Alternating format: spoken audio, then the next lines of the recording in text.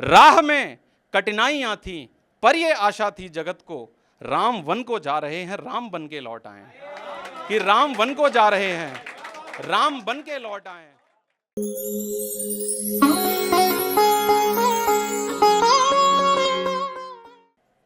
क्या तजुर्बों से नया हासिल हुआ है आपको? क्या तजुर्बों से नया हासिल हुआ है आपको? आईने में देखते हैं रोज अपने आप को, आईने में देखते हैं रोज अपने आप को, और क्या पता कल किस तरह से आप देखेंगे ज़मीं, क्या पता कल किस तरह से आप देखेंगे ज़मीं। कुछ वहम तो पल रहा है गर जो देखें आपको, कुछ वहम तो पल रहा है गर जो देखें आपको, और इसलिए पी है कि अपनी जान तुमको दे सकें, इसलिए पी है कि अपनी जान तुमको दे सकें, और इतनी पी नहीं कि ख्वाब दे दें आपको, और इतनी पी नहीं कि ख्वाब दे दें आपको। और सुने कि क्या ज़रा सी बात पर लड़ना बिखरना ठीक है? क्या ज़रा सी बात पर लड़ना बिखरना ठीक है? फासला हो दरमियां तो बात करना ठीक है, और सोहबत इतनी भी ज़्यादा ना हो कच्ची उम्र में, सोहबत इतनी भी ज़्यादा ना हो कच्ची उम्र में, एक अरसे बाद लगता है कि मरना ठीक है। कि सोहबत, और जिस तरह दुनिया ने देखा है निगाहें भर उसे, जिस तरह दुनिया ने देखा है निगाहें भर उसे, हमको लगता है कि उसका यूं संवरना ठीक है, कि हमको लगता है कि उसका यूं संवरना ठीक है। और अब धीरे धीरे कविता की तरफ अपनी यात्रा को ले चलूंगा। सुने कि राम चाहते तो विधि की सब कुचालें काट देते। राम, कोई भूमिका नहीं है, सीधी सीधी अपनी पंक्तियां सुनाऊंगा समय का ध्यान रखते हुए। कि राम चाहते तो विधि की सब कुचालें काट देते, ये भी एक संदेश था कि धर्म को कैसे निभाएं। राह में कठिनाइयां थी पर ये आशा थी जगत को, राम वन को जा रहे हैं राम बन के लौट आए। कि राम वन को जा रहे हैं राम बन के लौट आए। और एक वचन के मान और सम्मान का ये है विषय, बात ये कोई प्रतीक्षित धाम पाने की नहीं है, सत्य ये है कि धर्म पर जो चलेगा वो बचेगा, साधना ये है जटिल विश्राम पाने की नहीं है, और जीवन को जीतने का ढंग ढंग से आ गया तो फिक्र फिर कोई नए आयाम पाने की नहीं है, और गर्व से वनवास को स्वीकार करना क्योंकि यात्रा राम बनने की है, कोई राम पाने की नहीं है। कि गर्व से, बहुत बहुत शुक्रिया, बहुत बहुत शुक्रिया, कि गर्व से वनवास को स्वीकार करना क्योंकि यात्रा राम बनने की है, कोई राम पाने की नहीं है। और कुछ एक छंदों की श्रृंखला है। उससे पहले कविता सुनाता हूं कि शेर में आप सुनते हैं कि एक बारीक शेर सुनिएगा, एक ज़हीन शेर सुनिएगा।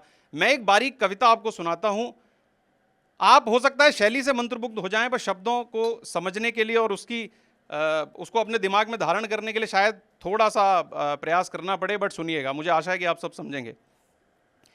कि ग्रंथ लिखे जा सकते थे पीड़ाओं के, ग्रंथ लिखे जा सकते थे पीड़ाओं के, किंतु हमने तो चुना मात्र एकांतवास, जैसे वन में बैठा साधक छिपता याचक तन में, मन में पीड़ा लेकर निज जीवन में सर्वस्व छिपाकर, जग से तब से सुदबुद खोकर होकर आश्रित, अब न किसी भी लिखे हुए अनुबंध सृष्टि के, और नहीं संबंध किसी से निभा सकेंगे।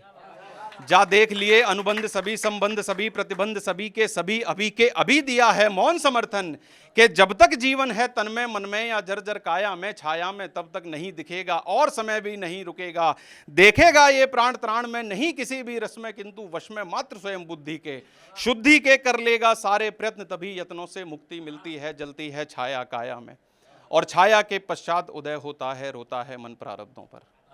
बहुत बहुत धन्यवाद, बहुत बहुत धन्यवाद, बहुत बहुत शुक्रिया।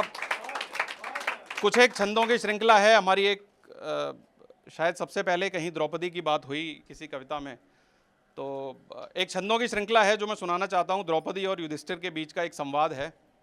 जब द्रौपदी का चीरहरण हुआ तो उनको लगा कि यार युधिष्ठिर तो धर्मराज हैं, इनसे कुछ भी कहा जा सकता है, इनसे तो ये आशा थी कि वे मुझे बचा सकते थे या ये जो हुआ वो ना होने देते।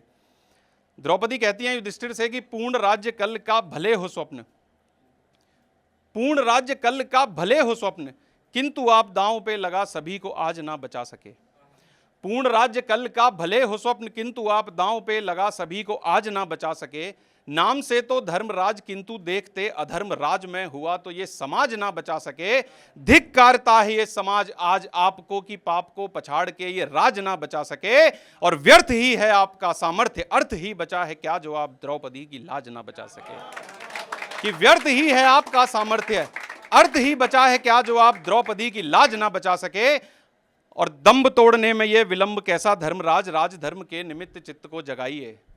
कि दंभ तोड़ने में ये विलंब कैसा धर्मराज, राज धर्म के निमित्त चित्त को जगाइए। आन बान शान के जो खंड खंड खंड हुए, खंड के अखंड होने की विधि बताइए।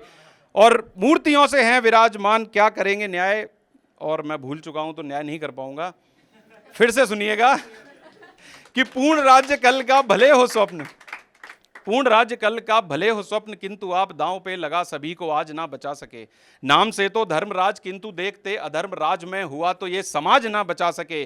धिक्कारता है ये समाज आज आपको कि पाप को पछाड़ के ये राज ना बचा सके। और व्यर्थ ही है आपका सामर्थ्य, अर्थ ही बचा है क्या जो आप द्रौपदी की लाज ना बचा सके।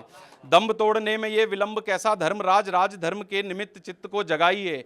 आन बान शान के जो खंड खंड खंड हुए, खंड के अखंड होने की विधि बताइए। कि दंभ तोड़ने में ये विलंब कैसा धर्मराज, राज धर्म के निमित्त चित्त को जगाइए। आन बान शान के जो खंड खंड खंड हुए, खंड के अखंड होने की विधि बताइए। भूल के भी अस्मिता पे शूल ना सुसज्जित हो, लज्जित ना मान हो ये समाधान लाइए। पौरुष पराक्रम प्रताप पे प्रपंच ये प्रहार है, प्रत्यक्ष तो प्रकोप भी दिखाइए। भाग्य में बदी है त्रासदी जो द्रौपदी के वो सदी नहीं युगों युगों के हैं कलंक मानिए। कि भाग्य में बदी है त्रासदी जो द्रौपदी के वो सदी नहीं युगों युगों के हैं कलंक मानिए। मौन हो सभाएं जो असभ्यताएं देख के भी आप उन सभाओं के गुमान को निकालिए।